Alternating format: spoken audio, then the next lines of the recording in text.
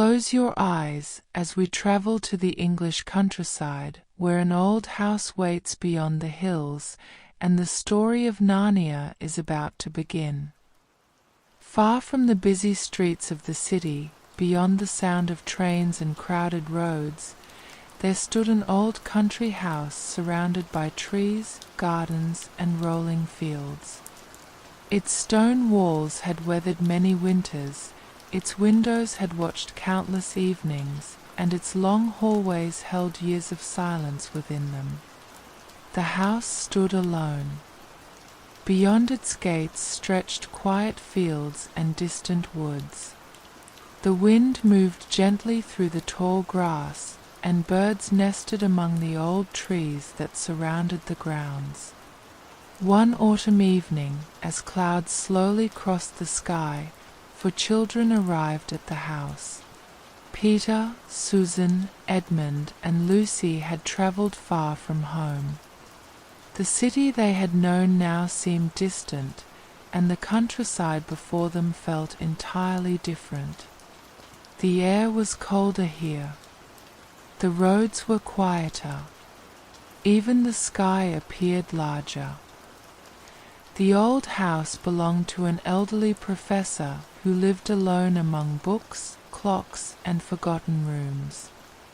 He welcomed the children kindly, though he spoke very little. The house itself seemed almost endless. Long corridors stretched into darkness.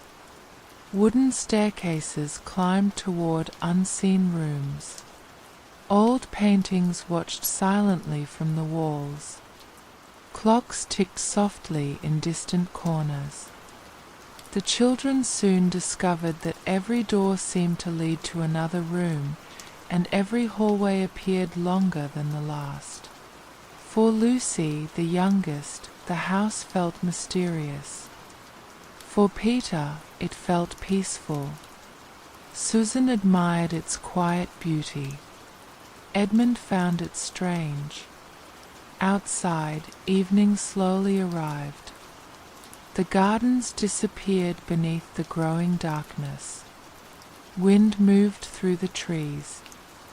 The final birds returned to their nests, and warm lights began to appear behind the windows. Inside, the old house settled into silence. The children sat near the fireplace while the fire crackled gently. Shadows danced along the walls, and somewhere above them, the wooden floors creaked softly. The professor's books lined the shelves from floor to ceiling. The clocks continued to tick, and beyond the windows, the countryside slept beneath the night. When the hour grew late, the children climbed the stairs to their rooms. The corridors seemed even longer at night. Moonlight entered through the tall windows. Portraits appeared to watch them pass. The house breathed quietly around them. Lucy paused beside one of the windows. Outside, the fields stretched beneath the moonlight. Trees moved gently in the wind. The world felt very far away. She wondered how many people had once lived here. How many winters the house had seen. How many stories its walls remembered. Morning arrived slowly. Sunlight entered through the curtains, and the distant sound of birds filled the gardens. The children awoke to a quiet unlike anything they had known before. No busy streets. No crowds. Only the wind. After breakfast, they began exploring. The house contained more rooms than they could count. Some were filled with books. Others held old furniture covered in white sheets. There were music rooms, studies, empty bedrooms, and long galleries lined with paintings. Dust danced in the sunlight. The air smelled of old wood and paper. Every room seemed to belong to another time. The professor himself often disappeared into his library, leaving the children free to wander. And wander they did. They climbed staircases, opened doors, looked through windows, examined old clocks, and listened to the silence of the great house. Outside, clouds drifted across the sky. Rain arrived briefly in the afternoon, tapping softly against the windows before disappearing again. The countryside became quiet once more. As evening approached, the children gathered in one of the larger rooms. The fire had already been lit. The warmth spread slowly through the house. Outside, darkness returned to the fields. Lucy sat quietly beside the window. She watched the trees move in the wind. Somehow, she felt that the house was hiding something. Not something frightening, something waiting. The long corridors, the forgotten rooms, the locked doors, the distant footsteps that sometimes seemed to echo through empty halls. The house felt alive. Later that evening, rain began to fall. The children listened to it from beside the fire. The sound filled the windows and roof. The old house became warmer, safer, almost magical. The professor passed through the room carrying a lamp. He smiled gently and disappeared down another corridor. His footsteps faded. The clocks continued to tick, and somewhere deep within the great house, unseen rooms rested quietly in the darkness. When the rain finally stopped, the moon returned. Its pale light entered the upper windows. The hallways became silver. The portraits watched silently. The old house slept. Yet something within its walls still waited. Perhaps behind an old door. Perhaps inside a forgotten room. Perhaps among furniture covered in dust. Lucy could not know. The others could not know. But somewhere inside the great house stood a simple wardrobe. Old, wooden, silent. And beyond its doors, another world patiently waited beneath the snow. As the fire slowly fades and the night grows quiet, the children sleep peacefully beneath the roof of the old house. Outside, the countryside rests beneath the stars. Inside, the clocks continue to tick. And somewhere in the darkness, a wardrobe waits for morning. The next morning arrives quietly. Soft rain has passed during the night, and the gardens outside the old house glisten beneath the pale light of dawn. The trees stand still in the cool air, and a thin mist rests over the distant fields. Inside the great house, the clocks continue their endless ticking. The children gather for breakfast beneath tall windows where sunlight slowly enters the room. The professor speaks little, as he often does, and soon disappears once again into his library. Outside, the weather begins to change. Clouds gather. The wind grows stronger. By afternoon, rain taps steadily against the windows. The children find themselves indoors once more. There is nothing to do, Edmund says. There are hundreds of rooms, Peter replies. And so they begin exploring again. The old house feels different during the rain. The hallways grow darker. The wooden floors creak more often. Shadows gather in corners where the daylight cannot reach. The children move through room after room. A music room, a study, an empty bedroom, a room filled with old paintings, a room containing only chairs covered in white cloth. Every door reveals another quiet space. The rain continues outside. The wind moves softly around the old walls. At one point, Lucy finds herself slightly behind the others. The long corridor before her seems almost endless. Sunlight no longer reaches the windows. Only the grey afternoon remains. She walks slowly. Her footsteps echo softly. Along the walls hang old portraits. Tables stand beneath dusty mirrors. And at the very end of the corridor stands a small door.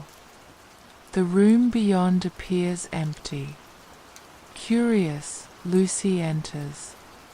It is smaller than the others. There are no books, no fireplace, no paintings, only a few shelves, an old chair, and against one wall stands a large wooden wardrobe. The wardrobe is very old. Its wood is dark. Its doors are carved with delicate patterns. Time has softened its surface. The handles shine faintly in the dim light. Lucy walks closer. Outside, rain taps gently against the distant windows of the house. The room feels perfectly still. She reaches out and touches the wood. It is cool beneath her fingers. The wardrobe smells faintly of cedar and old coats. For a moment, she simply stands there.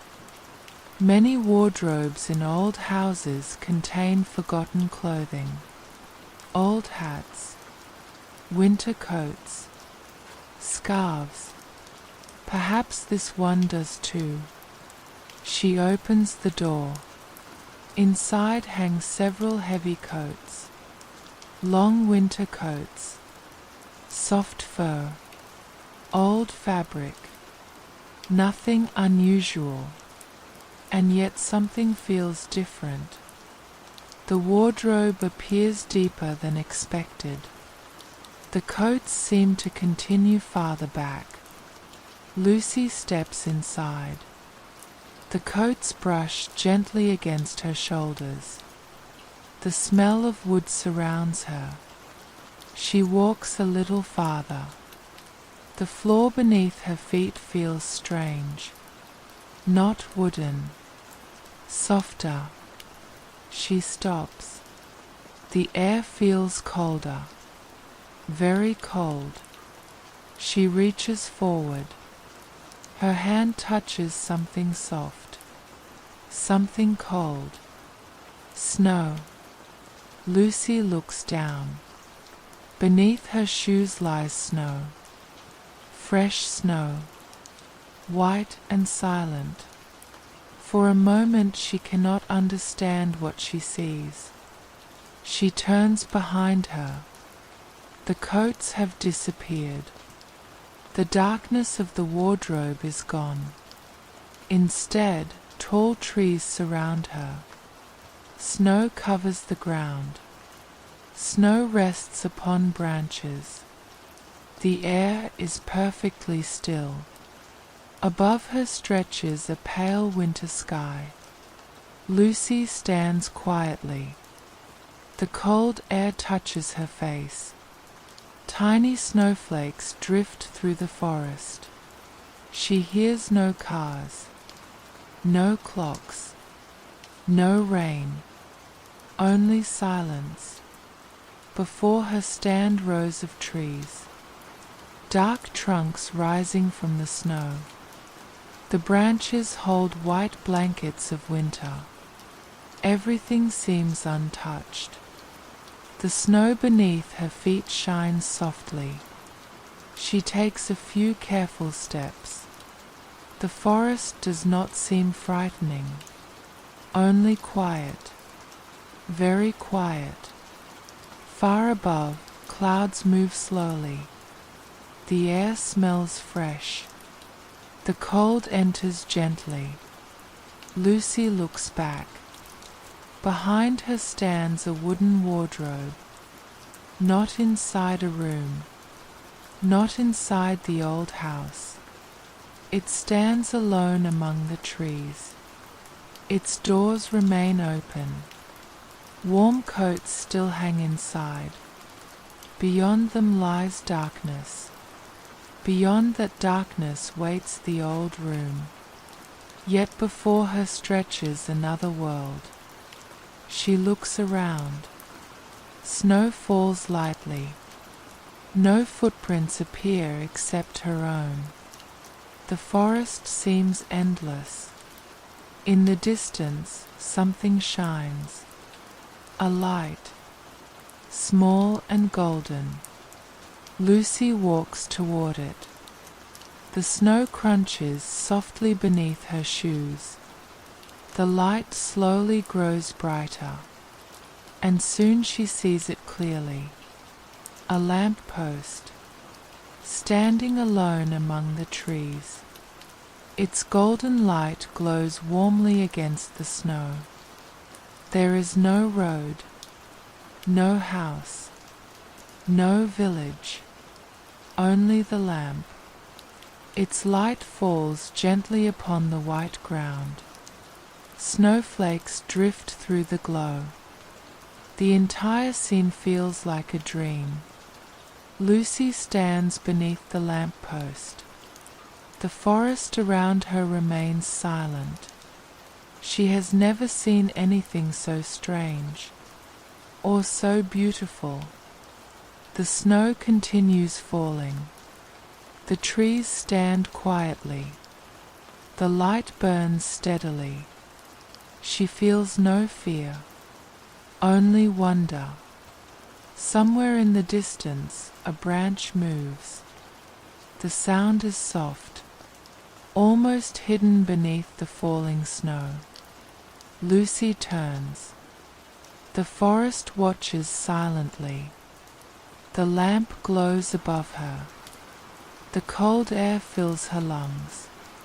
And somewhere among the snowy trees, another traveler is slowly approaching. But that meeting must wait. For now, the forest remains still. The old lamp continues to shine. The snow continues to fall. And Lucy, standing alone beneath the winter sky, discovers that beyond the wardrobe lies not another room, but an entire world waiting quietly beneath the snow. As evening slowly settles over the forest, the light of the lamp glows warmly against the darkness. The trees remain silent. The snow falls softly, and somewhere in the distance, footsteps move gently through Narnia. The snow continues to fall, softly, quietly. The flakes drift through the air beneath the glow of the lonely lamp, settling gently upon the ground and the branches above. Around Lucy stretches a forest unlike any she has ever seen. Every tree wears a coat of snow. Every branch shines beneath the pale sky. The silence feels deep and endless. She stands beneath the lamp for several moments, listening. The forest seems asleep. No birds sing. No wind moves through the trees. Only the faint sound of falling snow reaches her ears. The world she has entered feels old, older than the great house, older than the professor, older than the roads and towns she has known. The cold air touches her cheeks. yet she does not feel afraid. Instead, she feels as though she has stepped inside a story that has been waiting for her. Then she hears it, a soft crunch, footsteps, far away at first, then closer. The sound comes from somewhere among the trees. Lucy turns toward it. Between the snowy trunks appears a small light. It moves slowly. As it comes nearer, she begins to see the figure carrying it. He is unlike anyone she has ever met. He carries an umbrella against the snow and holds a small parcel beneath his arm. From his waist upward he appears to be an ordinary man, dressed in a red scarf and carrying books beneath his coat. But from the waist downward he has the legs of a goat. His feet step carefully through the snow. Small horns rise from his head. His beard carries tiny snowflakes. When he notices Lucy, he stops suddenly. The umbrella slips slightly from his hand. Both stand perfectly still. The snow falls between them. The lamp shines above. For a moment neither speaks. Then the stranger removes his hat politely. "Good evening," he says. His voice is warm and gentle. Lucy returns the greeting. The stranger introduces himself as Mr. Tumnus. He seems surprised to meet a human in the forest. In fact, he says he has never met one before. Lucy asks where she is. Mr. Tumnus looks around the snowy forest. "This is Narnia," he says softly. The word itself feels magical. Narnia. Lucy repeats it quietly. The snow continues to fall. Mr. Tumnus asks whether she would care to join him for tea. His home, he explains, lies only a short walk through the woods. Lucy hesitates only briefly. The stranger appears kind. The forest itself feels peaceful, and so they begin walking together. The snow beneath their feet makes little sound. The lamp slowly disappears behind them. Trees rise on every side. Their branches bend beneath the weight of winter. As they walk, Mr. Tumnus tells stories. He speaks of the forests, the rivers, the mountains, the creatures who live throughout Narnia. He speaks of talking animals, dwarfs, giants, dryads who live among trees. He speaks of stars that dance and rivers that sing. Lucy listens carefully. The snow glows faintly beneath the evening sky.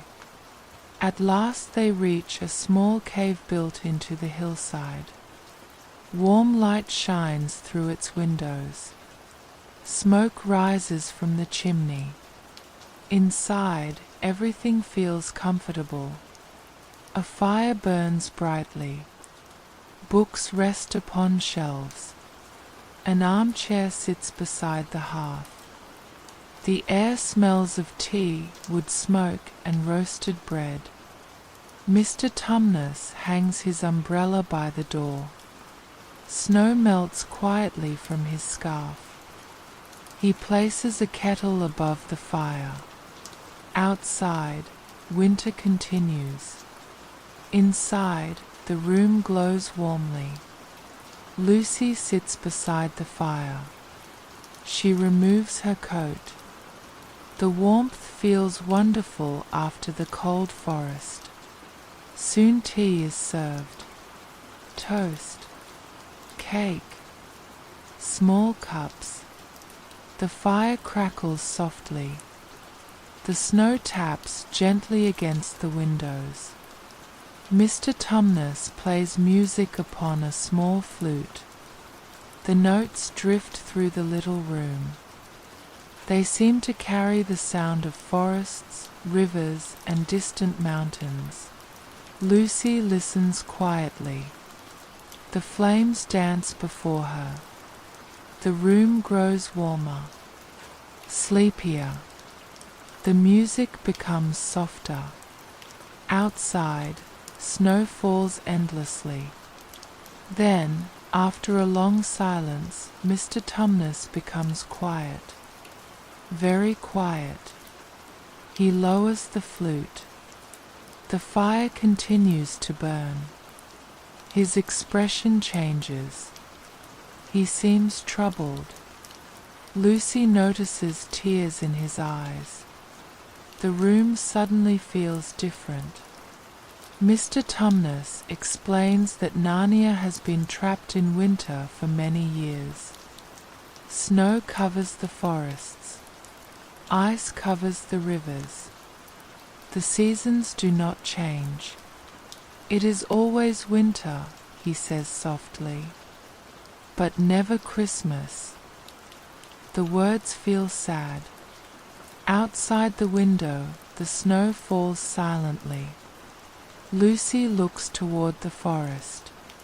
The endless white, the silent trees, the frozen world. She begins to understand. This beautiful place is also lonely. Mr. Tumnus explains that a powerful queen rules Narnia, the White Witch. Many creatures fear her. Many obey her. And because of her magic, winter never ends. The fire burns lower. The room becomes quiet. At last Mr. Tumnus looks at Lucy. He confesses something that troubles him deeply.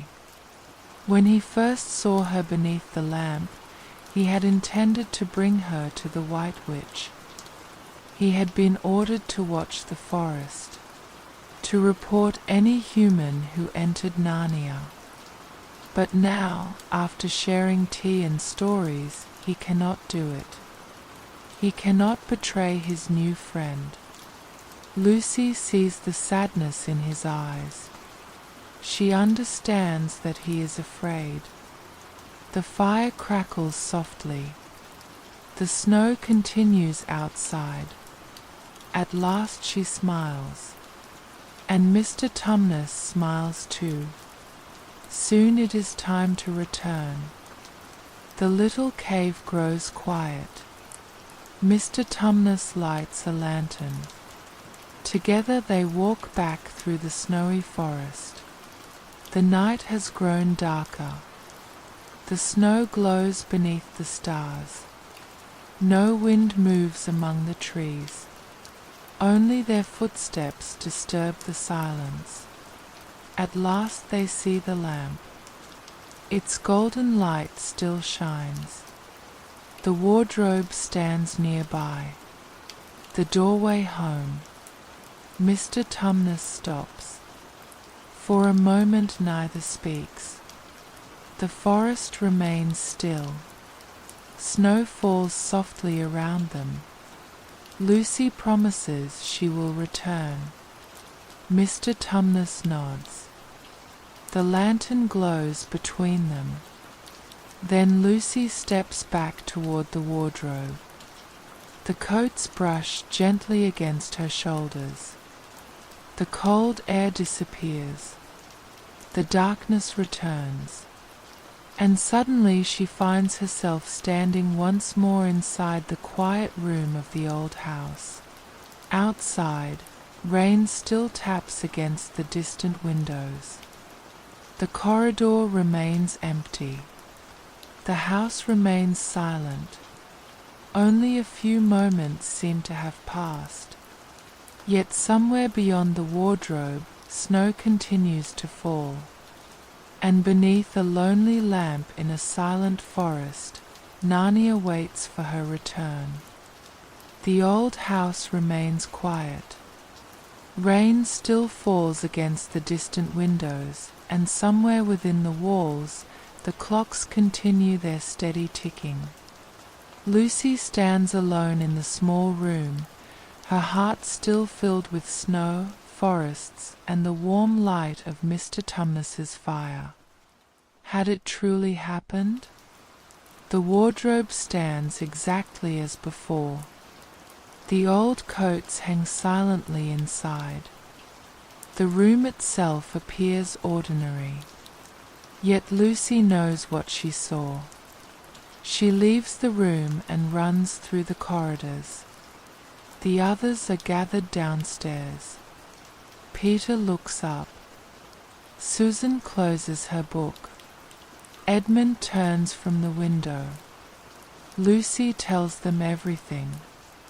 The forest, the snow, the lamp, Mr. Tumnus, Narnia, the endless winter. She speaks quickly, her words filled with excitement, but the others exchange uncertain looks. Peter smiles kindly. Susan listens carefully. Edmund laughs. There cannot be a forest inside a wardrobe, he says. Lucy insists. The snow was real. The lamp was real. Mr. Tumnus was real. At last they agree to look. Together they climb the staircase. The corridors remain silent. The rain taps softly against distant windows. Lucy leads them to the small room. The wardrobe stands where it always has. She opens its doors. The coats hang quietly. The others look inside. Nothing. Only coats. Wood. Darkness.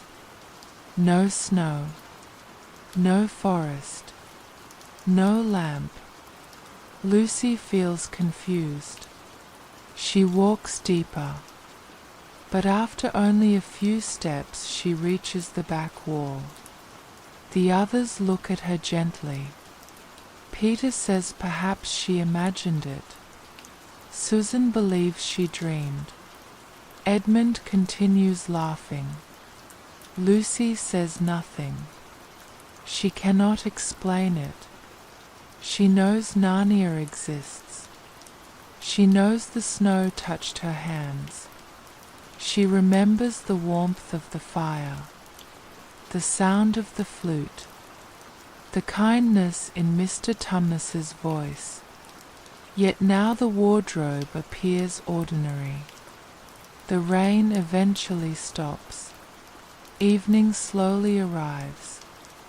The house grows quiet again. Lucy sits beside her bedroom window. Outside, clouds move across the darkening sky. The gardens below become shadowed. The distant trees sway gently. She wonders whether Narnia has disappeared. Perhaps the forest was only meant for her. Perhaps she will never return. Meanwhile, Edmund thinks often about the wardrobe. Though he laughs, part of him remains curious. What if Lucy truly saw something? What if there really is another world? Days pass quietly. The children continue exploring the house. They read. They walk through the gardens. They watch rain drift across the countryside. The professor remains distant, moving quietly among his books. And Lucy waits. She hopes. Then one afternoon the weather changes. Dark clouds gather. Heavy rain begins.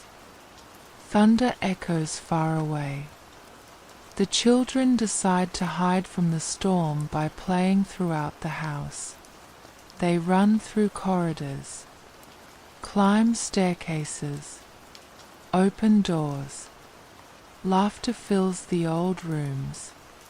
Eventually, they enter the familiar corridor. The small room waits at its end. The wardrobe stands quietly against the wall. And then something unexpected happens. Edmund steps inside. At first he feels only coats. Soft fabric brushes against him. Darkness surrounds him. But the coats continue. Farther, farther. The air becomes colder. The floor changes beneath his feet. And suddenly he feels snow. Real snow. He looks around. Trees. White ground. Cold air. The forest. The wardrobe stands behind him. The snow falls softly. Lucy was right. The forest stretches endlessly before him. Soon he sees the lamp, golden and warm, exactly as Lucy described. He walks toward it. The snow crunches beneath his shoes. The silence feels deep. As he approaches the lamp, another figure appears. Not Mr. Tumnus. A tall woman, dressed entirely in white. A crown rests upon her head. Her sleigh stands nearby. White horses breathe cold air into the evening. Everything around her feels cold, beautiful, and distant. She asks Edmund who he is. Her voice is calm.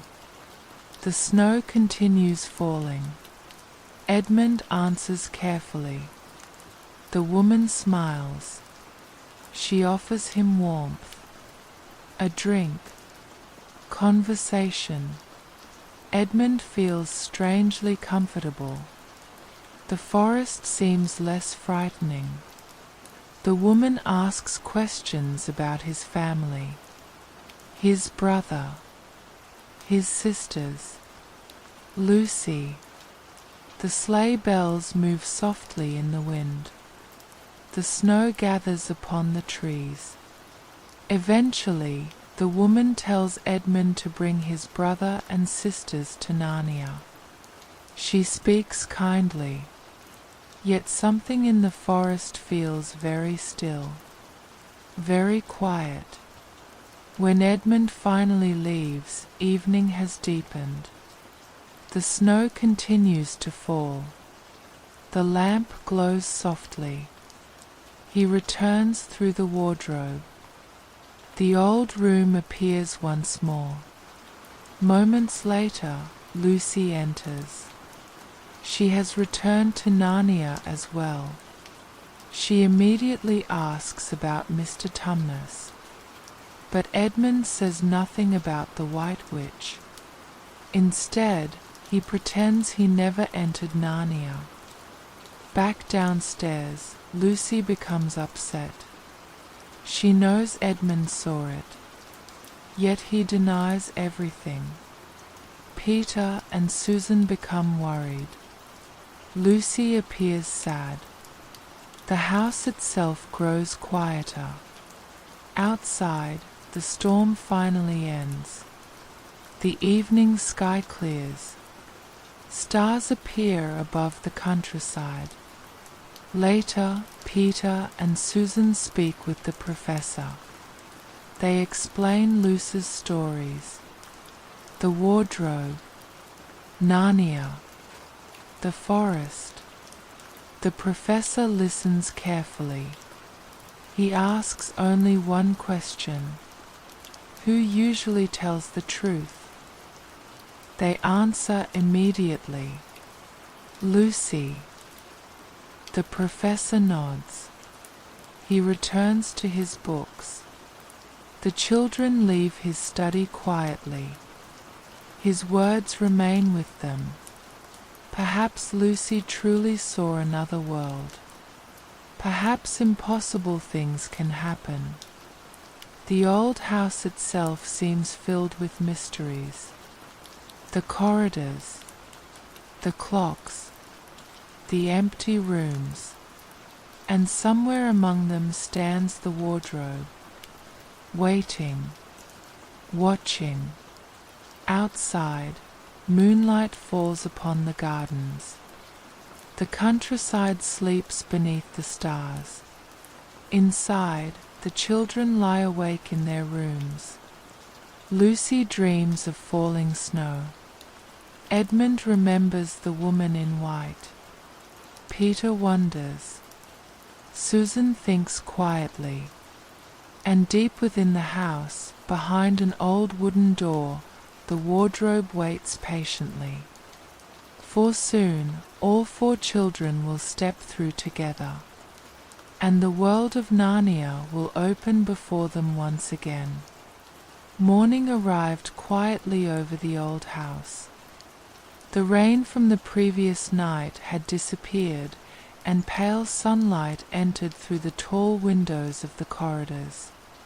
Outside, the gardens shone with dew, and the countryside rested beneath soft grey clouds.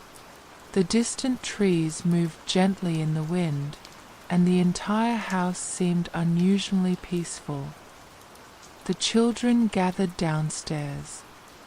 Breakfast was quiet. The professor remained behind his newspaper. The clocks continued their slow ticking, and somewhere within the walls of the house, the old wardrobe waited silently. Later that afternoon, the children were playing a game of hide-and-seek. Their footsteps echoed through the corridors as they hurried from room to room, searching for places where nobody would think to look. Lucy, remembering the wardrobe, ran toward the small room. She opened the door. The familiar coats waited inside. Without hesitation, she stepped forward. This time, Peter and Susan followed. Edmund hesitated for only a moment before entering as well. The coats brushed softly against their faces. The darkness deepened. The air became colder. And then, very suddenly, the wooden floor disappeared beneath their feet. Snow, cold air, trees. The forest of Narnia stood around them. For a few moments nobody spoke. Snow drifted quietly from the pale sky. The lamp glowed softly among the trees. The forest stretched endlessly into the distance. Lucy smiled. Peter looked around in amazement. Susan touched the snow with her hands. Even Edmund remained silent. Narnia was real. At last they began walking toward the lamp. Their footsteps left marks upon the untouched snow, and the cold air surrounded them gently. The forest was still as ever, and no birds sang among the branches. Lucy hurried toward Mr. Tumnus's cave. But when they arrived, the little home seemed empty. The fire had gone cold. The kettle sat untouched. The chair beside the fireplace stood vacant. Everything appeared abandoned. Upon the floor lay a piece of paper. Lucy picked it up. The words spoke of Mr. Tumnus being arrested, the White Witch had learned that he had helped a human. A deep sadness filled the small room. Lucy sat quietly beside the cold fireplace. The warmth and kindness she had remembered were gone. Outside, the snow continued falling. The little cave suddenly felt lonely. As the children stood there, uncertain what to do, they noticed a small creature watching them from among the trees. A beaver. But unlike ordinary animals, this one wore a red scarf around his neck. He approached carefully. His eyes moved from one child to another. At last he spoke. "You must come quickly." The children stared. Although they had already met Mr. Tumnus, hearing an animal speak still felt extraordinary. The beaver explained that danger was near. The White Witch's servants searched the forest. The children must not remain there. Lucy asked about Mr. Tumnus. The beaver lowered his head sadly. Then he spoke another name, Aslan. The name seemed to move through the cold air itself. None of the children understood why, but hearing it filled them with different feelings. Peter felt courage. Susan felt warmth. Lucy felt happiness. Only Edmund felt uncertain. The beaver invited them to his home. As evening slowly approached, the children followed him through the snowy forest. The journey was peaceful. Snow covered every branch. The river lay frozen beneath the ice. The pale sky gradually darkened. The world seemed wrapped in endless winter. Yet somehow the forest no longer felt lonely. They crossed small hills, walked beside frozen streams, past silent trees standing beneath white blankets of snow. The air smelled clean and cold. At last they reached a small house built beside a river. Warm light glowed through the windows. Smoke rose from the chimney. The sight itself felt comforting. Inside, Mrs. Beaver welcomed them warmly. A fire burned brightly in the hearth. The room smelled of soup, bread, and wood smoke. Coats hung beside the door. Kettles steamed above the fire. The children removed their wet clothes and sat near the warmth. Outside, snow continued to fall. Inside, everything felt safe. Supper was served. The simple meal tasted wonderful after the long walk through the forest. The fire crackled gently while the room glowed with golden light. For the first time since entering Narnia, the children felt truly at home. The beavers spoke quietly about Narnia, about the long winter, about the White Witch, and once again they spoke the name Aslan. The children listened carefully. The beavers explained that Aslan was returning, the true king of Narnia, the one many had waited for, the one who would end the winter. The room became very quiet. Outside, wind moved through the trees. Snow touched the windows softly. Inside, the firelight danced upon the walls. Lucy imagined a great lion walking through forests. Peter wondered what meeting him would feel like. Susan sat quietly beside the fire. Even Edmund listened. Mrs. Beaver poured tea. The warmth of the room made the outside world seem very far away. Hours passed gently. The children watched the flames. The beavers told stories. The clock upon the shelf ticked softly. Everything about the little house felt peaceful. Perhaps this was what Narnia had once been before the endless winter. Warm homes, rivers, laughter. Friends gathered beside fires. As the evening grew later, the fire burned lower. The children became sleepy. Blankets were prepared. The room became quiet. Outside, snow covered the world. The frozen river rested beneath the moonlight. The trees stood silent. Yet something had changed. For the first time, the children no longer felt like visitors. They had become part of the story.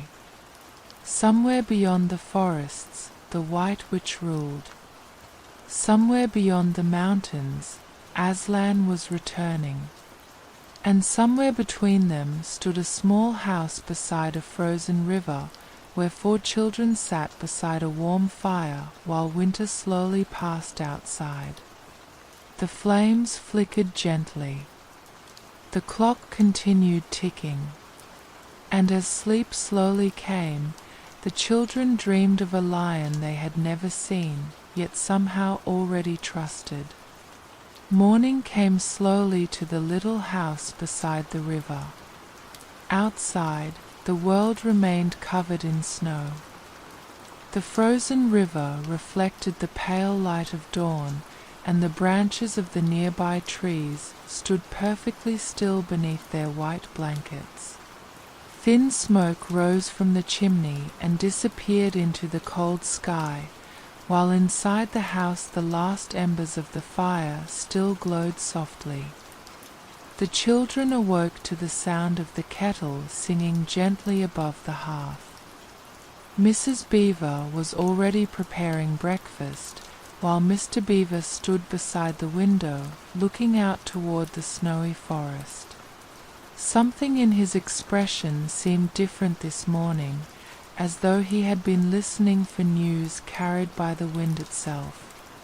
The room felt warm and safe. Yet outside, Narnia waited. As they ate their breakfast, Mr. Beaver spoke quietly. "It is time to go."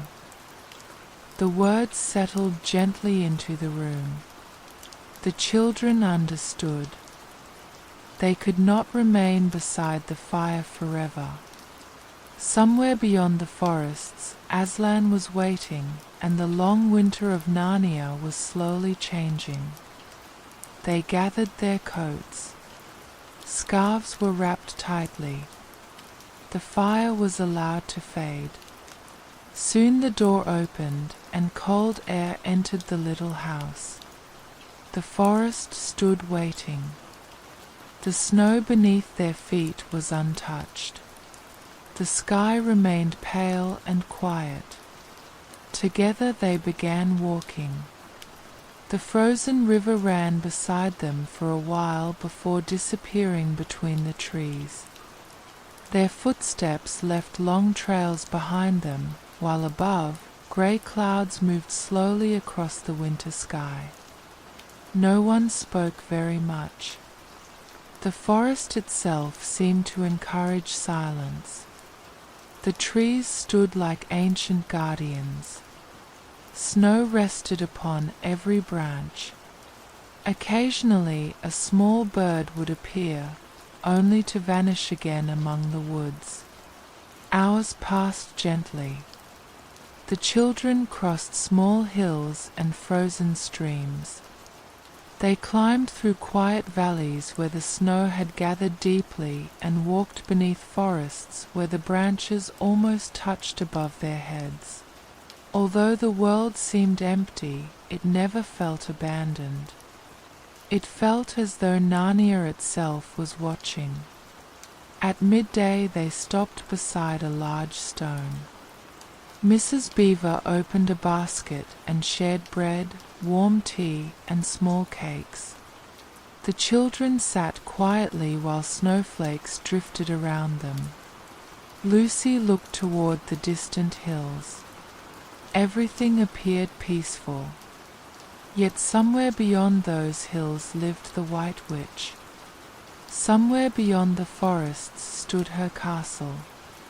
And somewhere farther still, Aslan was returning. The thought filled her with both excitement and uncertainty. As they continued walking, Mr. Beaver began telling stories. He spoke of the old days, the days before the endless winter, when rivers flowed freely, when flowers covered the fields, when music could be heard throughout the forests. The children listened carefully. The Narnia he described seemed almost like a dream. A land of green hills, bright mornings and warm evenings. A land where animals spoke openly and laughter filled the woods. Susan wondered whether spring would truly return. Mr. Beaver smiled. "When Aslan comes," he said softly, "things begin to change." The afternoon slowly faded. The sky became darker. Cold winds moved between the trees, and yet something unusual began to happen. Small sounds appeared within the forest. The dripping of water, the movement of streams beneath ice, the distant singing of birds. Mr. Beaver stopped. He listened carefully. "So," he whispered, "it has begun." The children looked around. At first they saw nothing, but then Lucy noticed a small patch of green beside a tree. Tiny leaves, fresh and alive. Nearby, a little stream moved beneath melting ice. Drops of water fell from the branches. Something was changing. The winter remained. Snow still covered the ground. Yet spring had quietly begun its journey. The children continued walking as the light slowly faded. The forest no longer seemed entirely frozen. The air felt softer. The sky appeared brighter. Even the trees themselves seemed to breathe again. As evening approached, they reached an open clearing. The snow there reflected the pale colors of sunset. The clouds glowed gently above the distant hills. The world felt enormous and silent. The children stood together. For a few moments nobody spoke. Peter felt stronger than before. Susan felt calmer. Lucy felt hopeful.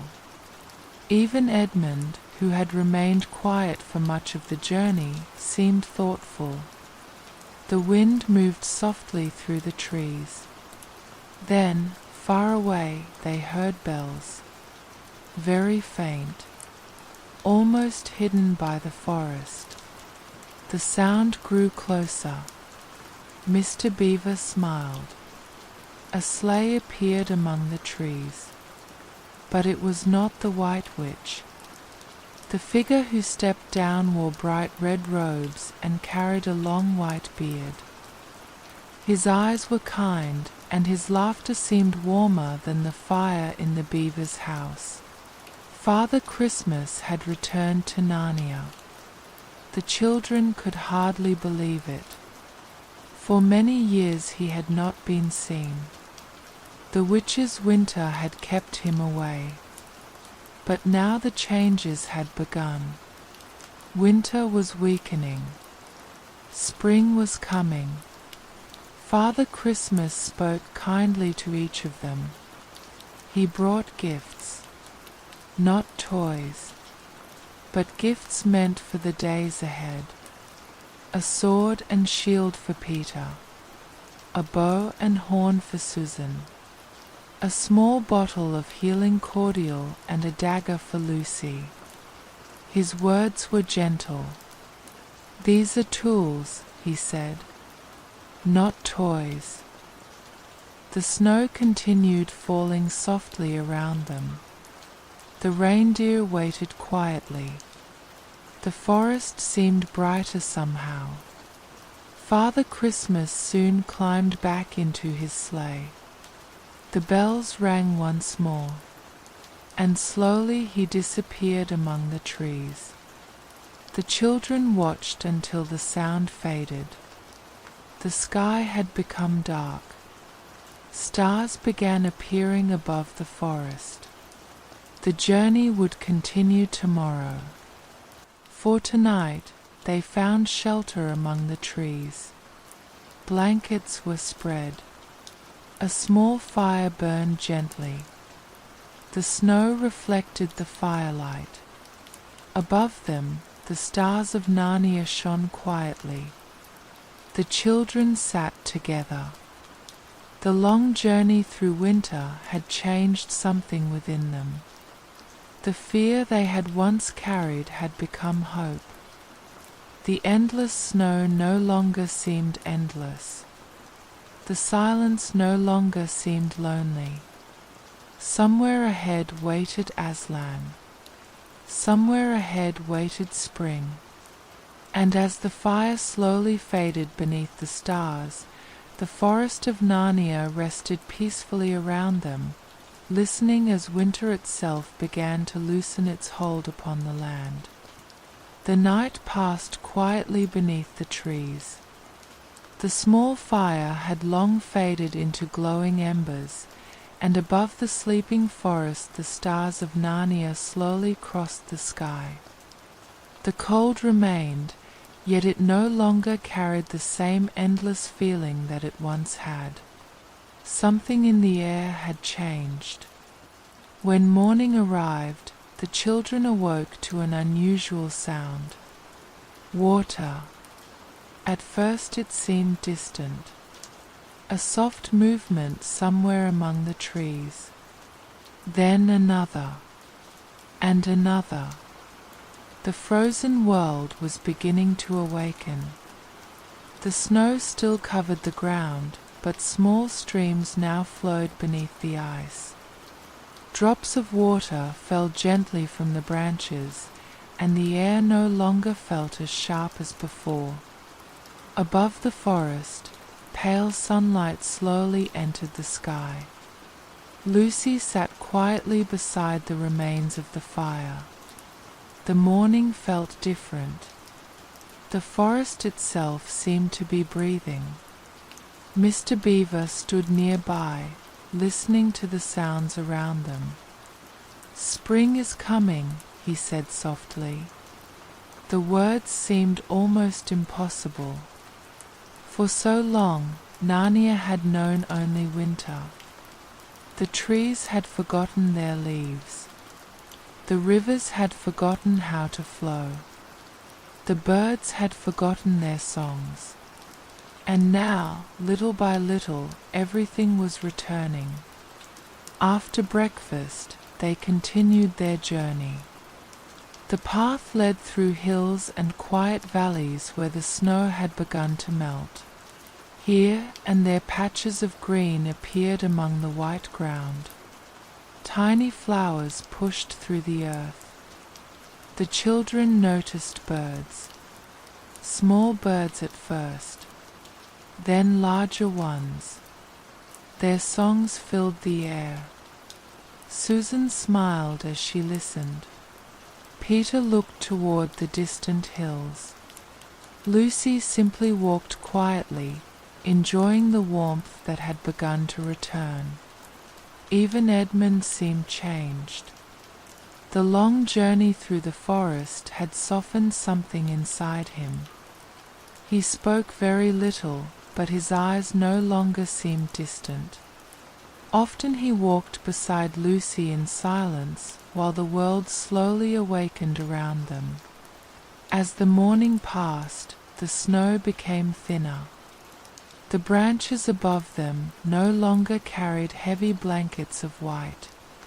Water dripped gently from the trees, and sunlight touched the forest floor. Everywhere they looked, life was returning. The air itself felt different, warmer. softer. The great silence that had once covered Narnia was disappearing. At midday they reached a hillside overlooking a wide valley. The view stretched far into the distance. Forests, rivers, fields, mountains resting beneath the pale sky. And across the land, the signs of spring appeared like gentle brushstrokes. The children sat together. The wind moved softly around them. Lucy closed her eyes for a moment and listened. Water flowing, birds singing, leaves moving. The world seemed alive again. Mr. Beaver spoke quietly. The witch's winter cannot survive forever. No one answered. The valley itself seemed to speak. The snow continued melting. Clouds drifted slowly above the mountains. And somewhere beyond the horizon, Aslan was drawing nearer. The afternoon became warm.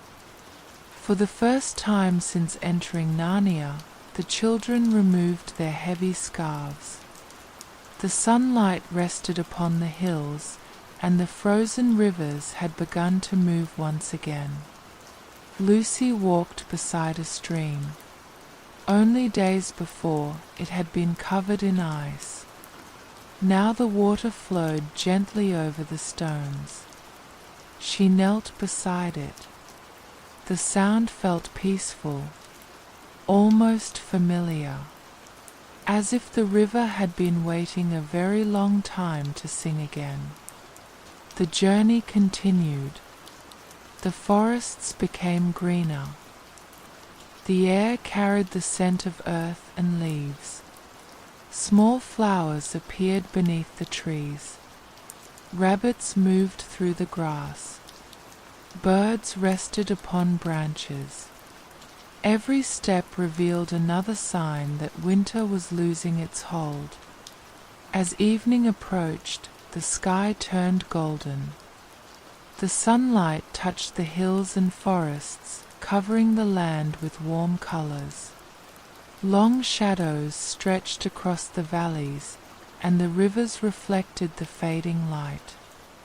The children stopped beside an open meadow. The grass had begun to return. Tiny flowers covered the ground. The last patches of snow rested only in the shadows. It was difficult to believe that only days earlier everything had been frozen. They sat quietly. No fire was needed. The evening itself felt warm. Above them, clouds drifted slowly across the sky. The first stars began to appear. Mr. Beaver looked toward the horizon. "Tomorrow," he said quietly. No one asked what he meant. They all understood. Tomorrow they would finally meet Aslan. The thought filled each of them differently. Peter felt responsibility. Susan felt curiosity. Lucy felt joy. Edmund felt uncertainty. Yet beneath all these feelings was something else. Hope. The world around them seemed to share it. The grass, the rivers, the trees, even the stars. The long winter had not lasted forever. The cold had begun to leave. The forests had awakened, and the great land of Narnia, which had slept beneath snow for so many years, was breathing once again. That night the children slept beneath the stars. The air was gentle. The meadow remained quiet. In the distance, rivers flowed through the darkness. Owls called softly among the trees. and above them stretched the endless sky. Lucy opened her eyes briefly before sleep. She looked toward the stars, the same stars that had watched the snowy forest, the same stars that had shone above the lamp, the same stars that now looked down upon a changing world. Spring had returned, not suddenly, not all at once, but quietly, patiently, like the first light of morning entering an old room. And somewhere beyond the hills, beyond the forests and rivers, Aslan waited beneath the stars while Narnia slowly awakened around him. Morning arrived softly across Narnia. The stars slowly faded above the hills, and the first light of dawn spread across the forests and rivers. The long winter that had covered the land for so many years was finally beginning to disappear. Snow melted beneath the trees, small streams flowed once again, and the songs of birds returned to the valleys. The children continued their journey. As they walked, they noticed the changes everywhere around them. Green grass appeared beneath the melting snow, flowers opened beside the paths, and warm winds moved through the forests.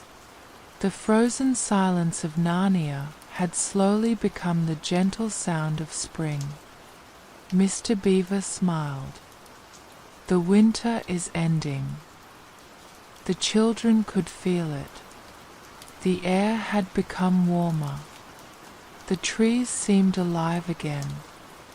The rivers flowed freely beneath the sunlight, and the great land of Narnia appeared to awaken from a long sleep. As afternoon approached, they reached a wide valley surrounded by hills and ancient trees. A river moved quietly through the grass, and many creatures had gathered beneath the open sky. And there, beneath the branches of a great tree, stood Aslan. His golden fur shone softly in the sunlight. The entire valley seemed peaceful around him. Birds sang among the branches, the wind moved gently through the grass, and the creatures of Narnia stood quietly nearby. The children approached slowly. Peter felt courage. Susan felt wonder. Lucy felt joy. Edmund felt both sadness and hope. Yet none of them were afraid. The long journey through winter had finally brought them here. The afternoon passed peacefully. The children rested beside the river, listened to stories, and watched the changing landscape around them. Everywhere they looked, spring had returned. The snow had melted. The rivers flowed. The forests had awakened. As evening arrived, golden light covered the hills of Narnia. Small fires burned beneath the trees while songs drifted softly through the valley. The stars slowly appeared above them. For many days afterward, the children remained in Narnia. They explored the forests, walked beside rivers, visited castles and hills. The seasons continued to change. The land became greener. The days became warmer. And Narnia slowly returned to the peaceful world it had once been. The children grew older. They ruled wisely and traveled across the kingdom, always remembering the snowy forest, the lonely lamp, and the wardrobe that had first brought them there. Yet one day, while riding through a quiet wood, they discovered something unexpected. A familiar lamp, trees they had once known, and standing quietly among them, the wardrobe. Time had passed differently in Narnia. Years had gone by, yet the old doorway still waited. The children stepped forward. The coats brushed against them. The cold forest disappeared, and suddenly they found themselves once again inside the old house. Only a few moments had passed. The room remained silent. The corridors were unchanged. The clocks still ticked softly somewhere within the walls. Outside, the countryside rested beneath the evening sky. The children stood quietly. The adventures of Narnia now felt like a dream, yet they knew it had been real. They remembered the snowy forest, the lamp, Mr. Tumnus, the beavers, the rivers, the return of spring, and Aslan. As night slowly settled over the old house, the children looked one final time at the wardrobe. Its doors stood quietly closed. The room itself seemed ordinary once again. Yet somewhere beyond imagination, beyond forests and rivers and stars, Narnia still existed. The great forests still whispered. The rivers still flowed. The hills still rested beneath the sky. And perhaps, somewhere beneath the stars of that distant world, the lamp still glowed softly among the snow. The old house became quiet. The clocks continued their gentle ticking. Outside, the wind moved through the trees. And as the evening faded into night, the story of Narnia came softly to its end.